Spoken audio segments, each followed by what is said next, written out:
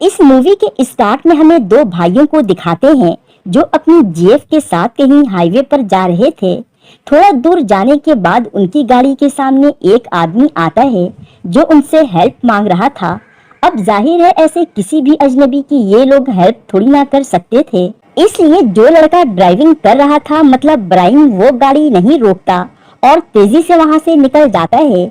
मगर वो स्ट्रेंजर एक मेटल रॉड से उनकी कार पर अटैक कर देता है। इससे उन्हें पक्का यकीन हो चुका था कि जरूर ये कोई खराब आदमी है। ब्राइन स्पीड से अपनी गाड़ी वहां से निकाल लेता है, मगर यहाँ हम देखते हैं कि उनकी गाड़ी से अब पेट्रोल लीक हो रहा था, इसलिए थोड़ा ही दूर जाकर उनकी गाड़ी का सारा पेट्रोल निकल जाने की वजह से रुक जाती है। अब इनके पास ना तो एक्स्ट्रा पेट्रोल था और ना ही कोई करीबी पेट्रोल स्टेशन जहां से ये अपनी कार को रिफिल करवा पाते, इसलिए मजबूरन ये लोग दोबारा से उसी आदमी के पास जाने का फैसला करते हैं जो उन्हें अभी अभी रास्ते में मिला था।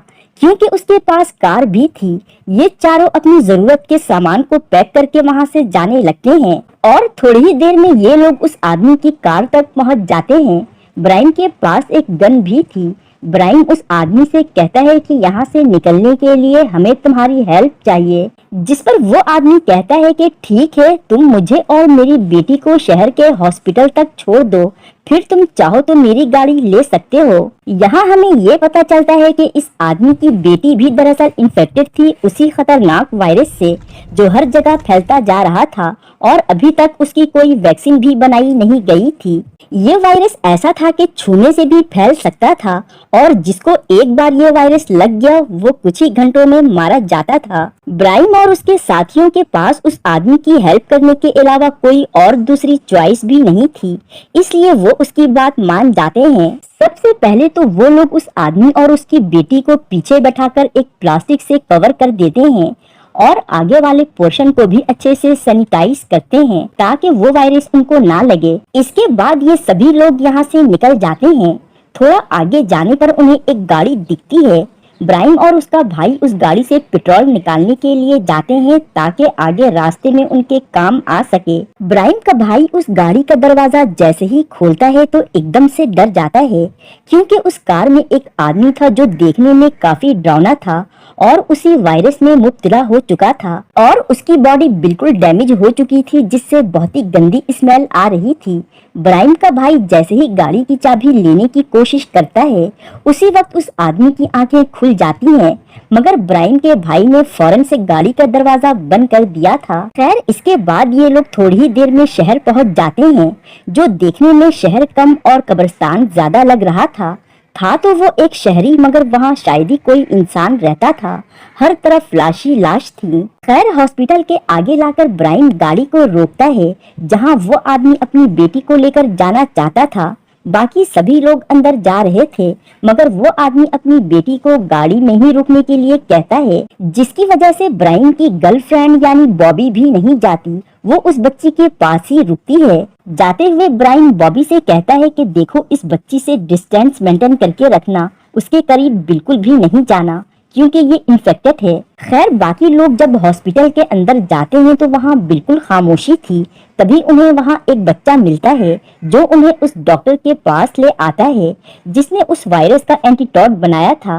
वो डॉक्टर बताता है कि फिलहाल तो वो एंटीडोट अभी नहीं बनी है, मगर मैं उस पर ही काम कर रहा हूँ। Oh shit! यहाँ हम देखते हैं कि ये डॉक्टर खुद भी इसी बीमारी का शिकार हो चुका है। सीन शिफ्ट होकर बॉबी को दिखाते हैं जो गाड़ी में उस बच्ची से बातें कर रही थी।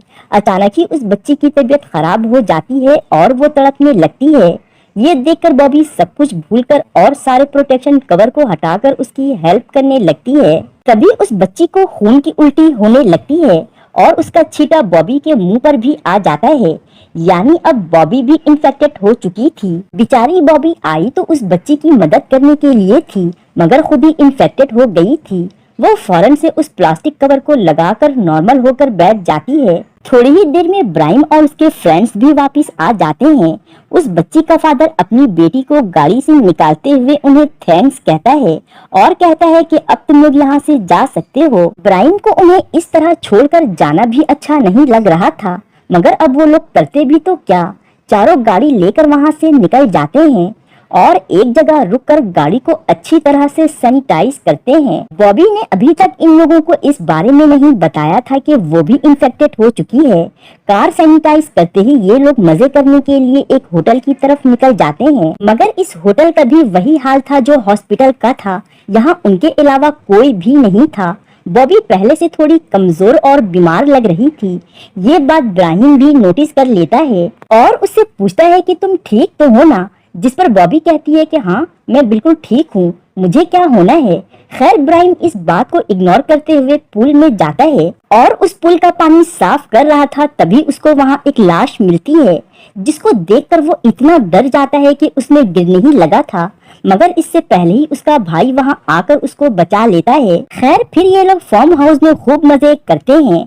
वहाँ पर एक गोल्फ भी था। वहीं इन लोगों को एंजॉय करता हुआ बॉबी देख रही थी, मगर वो बहुत उदास थी। उसको पता था कि अब वो ज्यादा देर तक जिंदा नहीं रहेगी, क्योंकि अब वो भी उसी खतरनाक वायरस से इन्फेक्टेड हो चुकी थी। उसको इस तरह उदास देखकर ब्राहिम बॉबी के करीब आता है, मगर वो उस पर गुस्सा करके वहाँ से चली जाती है। रात का सीन दिखाते हैं जब ब्राहिम का भाई और उसकी जीएफ दोनों उसी रात को होटल में किसी को देखते हैं जिसके पास गन भी थी। ये लोग उससे बचने के लिए एक जगह आकर छुप जाते हैं, मगर फिर भी वो लोग उन्हें ढूंढकर पकड़ ही लेते हैं। उधर ब्राहिम को दिखाते हैं जो होटल से बाहर गोल्फ स्टिक लेकर खड़ा था और साथ ही ड्रिंक भी कर रहा था। ब्राहिम ने भी उन लोगों को देख लिया था और वो एक जगह छुप जाता है। जैसे ही उनमें से एक आदमी उसकी तरफ आता है, ब्राहिम गोल्फ स्टिक से उस पर हमला कर देता है और उनसे उनके बारे में पूछने लगता है। वो बताता है कि हम यहाँ काफी टाइम से रह रहे हैं, किसी काम से हम बाहर गए हुए थे और आज ही वापस आए हैं। इतने में वहाँ उस आदमी के बाकी लोग भी आ जाते हैं और उन लोगों ने ब्राहिम के सारे फ्रेंड्स को पकड़ लिया था, इसलिए ब्राहिम को मजबूरन उनके साथियों को छोड़ना पड़ता है ताकि वो उसके दोस्तों को नुकसान ना पहुँचाएं। वो लोग ब्राहिम से अपने एक साथी के बारे में पूछते हैं कि वो कहाँ है, जिस पर ब्राहिम कहता है कि मुझे क्या पता होगा, शायद पूल में मौजूद आदमी की जो लाश है वो तुम्हारे दोस्त का ही हो। और जब वो लोग देखने के लिए जाते हैं तो वो उनका ही फ्रेंड था। ब्राहिम कहता है कि जब हम यहाँ आए तो ये पहले से ही यहाँ मरा हुआ था। खैर फिर ये लोग ब्राहिम और उसके भाई को वहाँ से जाने को कहते हैं और इन दोनों लड़कियों को गन पॉइंट पर लेकर उनसे उनके कपड़े उतारने को कहते हैं। बॉबी के पूरे बॉडी पर रेड रैशू पड़ चुके थे जो कि उसी वायरस के सिम्टम थे। ये देखकर वो लोग काफी डर जाते हैं और उन्हें यहाँ से जाने के लिए कहते हैं। सुबह हो चुकी थी और हम देखते हैं कि ये सभी लोग बॉबी से बहुत नाराज हैं और उससे बात तक नहीं कर रहे हैं। एक जगह पर लाकर ब्राहिम गाड़ी रोकता है और बॉबी को गाड़ी से उतार देता है, क्योंकि उसकी वजह से दूसरे लोग भी इन्फेक्टेड हो सकते थे। ब्राहिम बॉबी के लिए कुछ खाने पीने की चीजें भी छोड़ देता है, जिसके बाद वो लोग वहाँ से चले जाते हैं। थोड़ा दूर आने पर उन्हें आगे से एक गाड़ी आती हुई दिखती है जिसमें दो लेडीज बैठी हुई थी। ब्राहिम का भाई उनसे बात करने के लिए कार से उतरता है और उन लेडीज से कहता है कि हमारा फ्यूल खत्म हो गया है, आप प्लीज हमें थोड़ा सा फ्यूल देकर हमारी मदद कर दें। मगर उन लोगों को लगता है कि ये लोग भी शायद इन्फेक्टेड हैं, इसलिए वो अपनी कार को बैक करने लगती हैं। तभी ब्राहिम को उन पर बहुत गुस्सा आ जाता है और वो उन दोनों लेडीज पर गोलियां चलाने लगता है। इनमें से एक लेडी को तो उसी वक्त गोली लग गई थी और वो मर जाती है।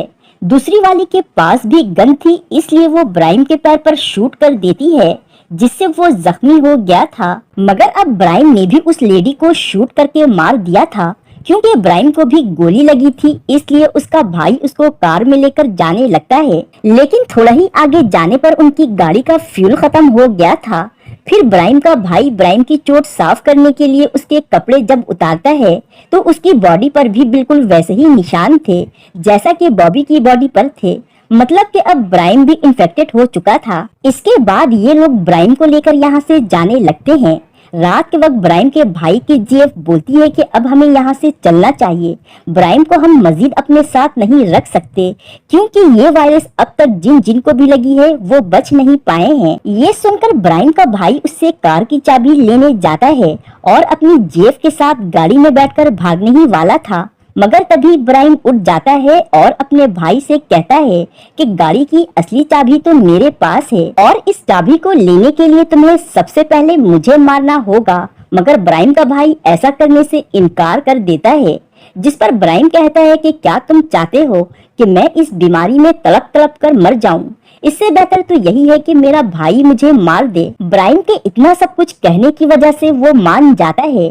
हालांकि वो ऐसा करना नहीं चाहता था। वो अपने भाई यानी ब्राइम को शूट करके मार देता है और उसकी बॉडी को जलाकर अपनी जीएफ को लेकर यहाँ से चला जाता है। आखिरकार ब्राइम का भाई उस जगह पहुंच ही जाता है जहाँ ये चारों दोस्त आना चाहते थे, मगर अब सिर्फ 4 के बजाय ये 2 ही बचे थे। यहाँ इस जगह पर ब्राइम की उसके साथ बहुत सारी यादें थी, क्योंकि वो पहले भी उसके साथ यहाँ आ चुका था।